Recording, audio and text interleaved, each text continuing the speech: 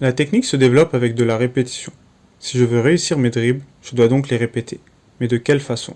Voyons comment on peut maximiser son pourcentage de dribbles réussis avec 4 points essentiels. Le premier point important sera de les reproduire en mouvement.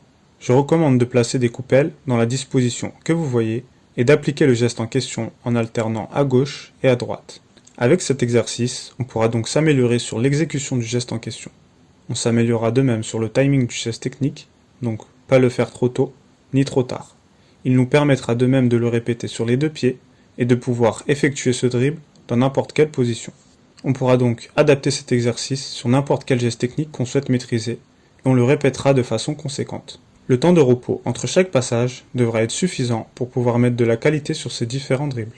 Le deuxième point essentiel pour réussir ces dribbles sera d'avoir une vitesse de pied assez importante.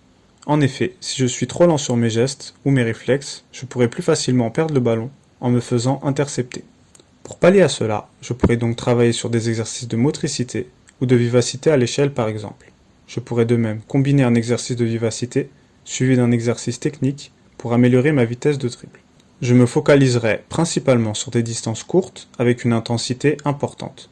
Ici aussi, je devrais avoir un repos suffisant entre les différents passages. Il sera intéressant de travailler sur sa vitesse de pied avant ses séances en club et de même lors de ses séances individuelles afin de maximiser sa progression dessus. Le troisième point essentiel pour réussir ces dribbles sera de les mettre en pratique sous forme de match sur petit terrain ou alors de 1 contre 1.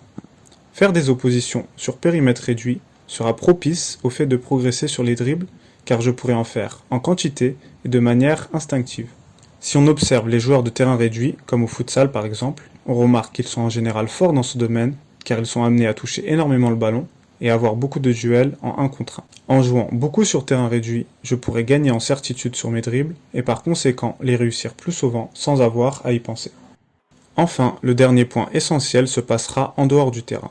On pourra progresser sur ces dribbles en regardant des vidéos de compilation par exemple. La connexion cerveau-muscle est indispensable pour bien réaliser les mouvements. Le fait d'observer et de visualiser une chose nous aidera donc à plus facilement la reproduire. Notre cerveau fera mieux quelque chose qu'il a l'habitude de voir que quelque chose qu'il voit rarement ou qu'il n'a jamais vu.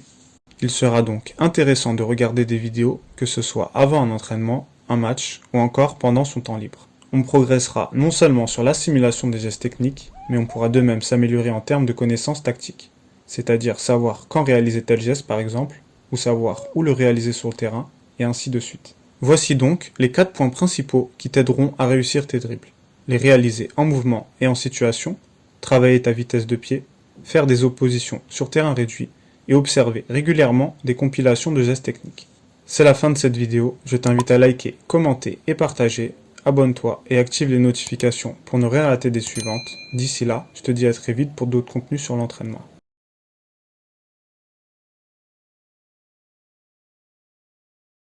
Et donc voilà, je recommande ce livre pour les footballeurs. Karim Tarwat, en ensemble.